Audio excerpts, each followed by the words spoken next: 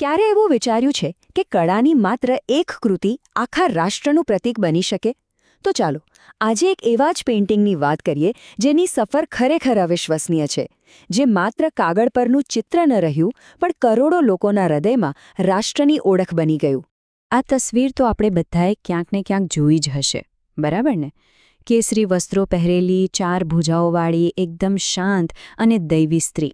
આ છે ભારત માતા, અથવા કહો કે મધર ઇન્ડિયાનું સ્વરૂપ.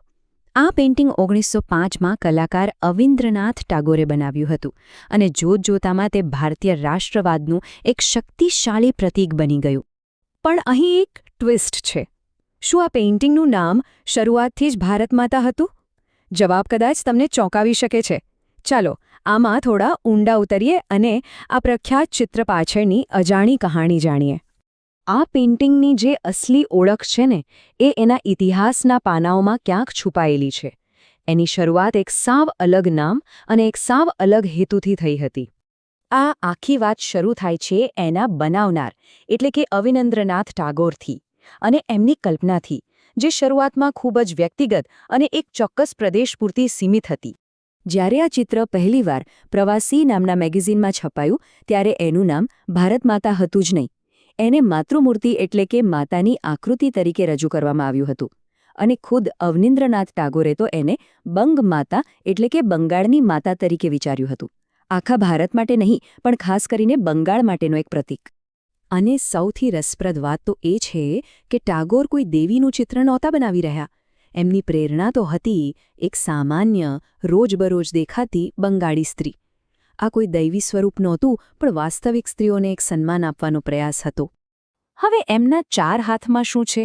કોઈ શસ્ત્રો નથી. એના બદલે એ એક માતા તરીકે રાષ્ટ્રની મૂળભૂત જરૂરિયાતોની ભેટ આપી રહ્યા છે.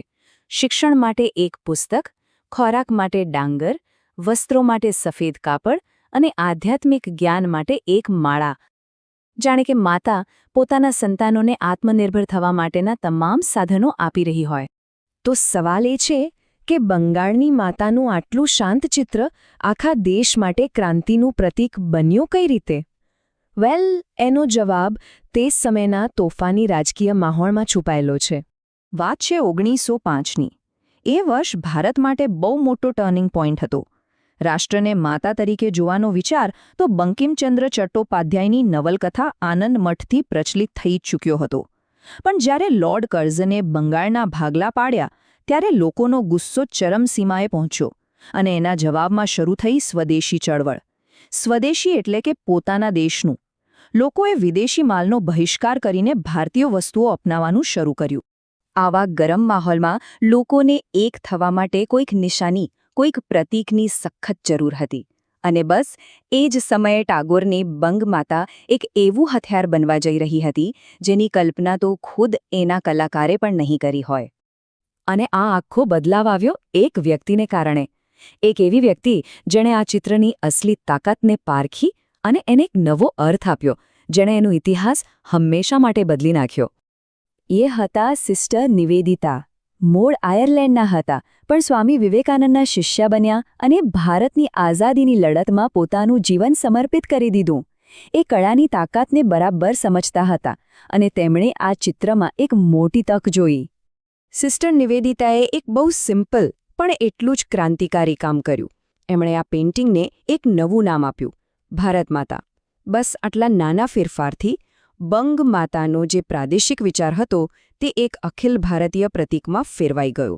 એક એવું પ્રતીક જે આખા દેશને એક તાંતણે બાંધી શકે. નિવેદિતાના પોતાના શબ્દોમાં જ એમની ભાવના સ્પષ્ટ દેખાય છે. એ આ ચિત્રથી એટલા પ્રભાવિત હતા કે એને કાશ્મીરથી લઈને કન્યાકુમારી સુધી દરેક ખેડૂત અને કારીગરની ઝૂંપડીમાં પહોંચાડવા માંગતા હતા. એમનું માનવું હતું કે આ ચિત્ર લોકોમાં સ્વદેશીનો મંત્ર ફરી જગાડશે.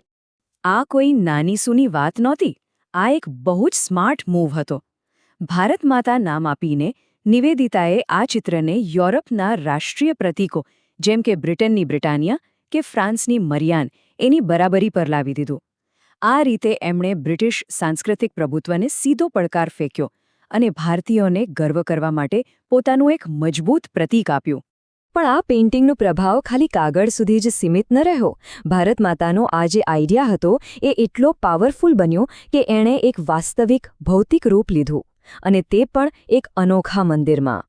વાત કરીએ વારાણસીના ભારત માતા મંદિરની. 1936માં ખુદ મહાત્મા ગાંધીએ એનું ઉદ્ઘાટન કરેલું. અને આ મંદિરની ખાસિયત શું છે ખબર છે? અહીં કોઈ ભગવાનની મૂર્તિ નથી. એના બદલે મંદિરના કેન્દ્રમાં છે આરસ પહાણમાંથી બનેલો અખંડ ભારતનો એક વિશાળ નકશો, જેમાં પર્વતો, મેદાનો અને મહાસાગરોને એકદમ ચોકસાઈથી બતાવવામાં આવ્યા છે. જ્યારે ગાંધીજીએ આ મંદિરનું ઉદ્ઘાટન કર્યું ત્યારે એમના શબ્દો એનો હેતુ એકદમ સ્પષ્ટ કરી દે છે. એમણે આશા રાખી હતી કે આ મંદિર માત્ર એક ભૌગોલિક નકશો ન રહે, પણ બધા ધર્મો અને જાતિઓ માટે એકતા, શાંતિ અને પ્રેમનું કેન્દ્ર બને. આ બતાવે છે કે કઈ રીતે એક કલાનો વિચાર એક સર્વસમાવેશક રાષ્ટ્રીય ભાવનામાં ફેરવાઈ ગયો. તો આમ એક શાંત ચિત્ર જે ફક્ત બંગાળી સ્ત્રીને સમર્પિત હતું, ત્યાંથી શરૂ કરીને એક ક્રાંતિકારી રાષ્ટ્રીય પ્રતીક બનવા સુધી, અને છેલ્લે એકતાના મંદિરમાં વાસ્તવિક સ્વરૂપ પામવા સુધી, બંગમાતાથી ભારત માતા સુધીની આ સફર કળા, રાજકારણ અને રાષ્ટ્રીય ઓળખના સંગમની એક અદ્ભુત ગાથા છે. અને આ આખી વાત આપણને એક સવાલ પર લાવીને ઊભી રાખે છે. કળાની એક કૃતિમાં, એક પેઇન્ટિંગમાં આખરે કેટલી તાકાત હોઈ શકે? એ કઈ રીતે લોકોની લાગણીઓને જોડી શકે છે, ઇતિહાસની દિશા બદલી શકે છે અને આખા દેશની ઓળખ બની શકે છે? વિચારવા જેવી વાત છે.